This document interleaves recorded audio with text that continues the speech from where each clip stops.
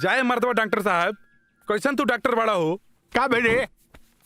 अरे जौन तू दवाई देले रहला ना, उ दवाई खइला से हमारे एकदम पेट झड़ी पकड़ लेले बा। अच्छा। आ झड़ा फिरत फिरत हमारे एकदम दशा खराब हो गइल बा।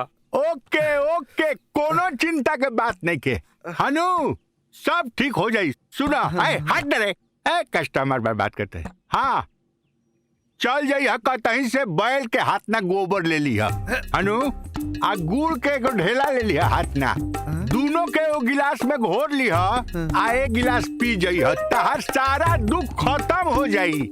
ए भगवान, इनके कौन डिग्री देले बड़ा ये दादा? जो जो मारे बिल्डिंग फेंके लगवा, ते फिर से मत ये।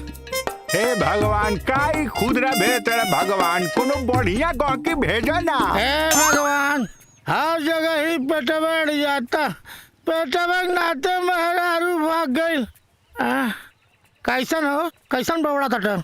अरे डॉक्टर बाकी का सही बा। अच्छा अच्छा, अब ने जिया काटे सुखैन वैद। मोटापा कम करने का बम्पर ऑफर। अरे बाप, ये तो हमारा बाप लगा था। मोटापा कम करने का बम्पर ऑफर 100% गारंटी के साथ। एक दिन में 5 किलो वजन घटाएं, मोटापा कम न होने पर दुगना पैसा वापस। बहुत जगह ही पैसा गवाउले बाटी, काम हो जाए तो बढ़िया बा, नहीं तो दुगना पैसा मिली। चला जय श्री राम। मैं आई ढुकिंग। Incoming incoming. Thank you sir, thank you.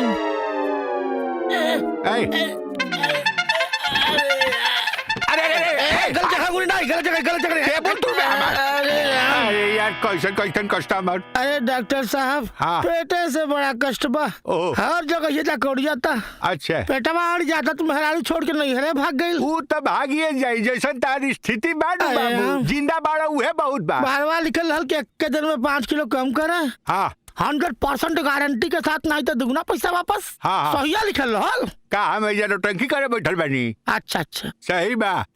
एक दिन में ही कैसे संभव है? अरे संभव, कितना लोग के कह के बैठल बानी। केकर?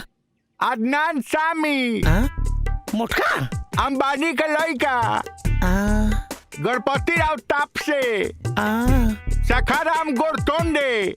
गोड़ तोंडे। अच्छा अच्छा, श्रीकांत पेलारे पे ठीक हो, कुत्ता कहीं का सहले। सबके एक दिन में कम ठीक होले बानी, कम कोइले बानी। तोरो कराओ मत बोल। अच्छा, दवाई दई तब ले कम हुई। आए तो पैसा दे बताऊ रू। 25,000 रुपया लागेला पैकेज है। 25,000 का 25 रुपया चाही तो बोल। हाँ दे।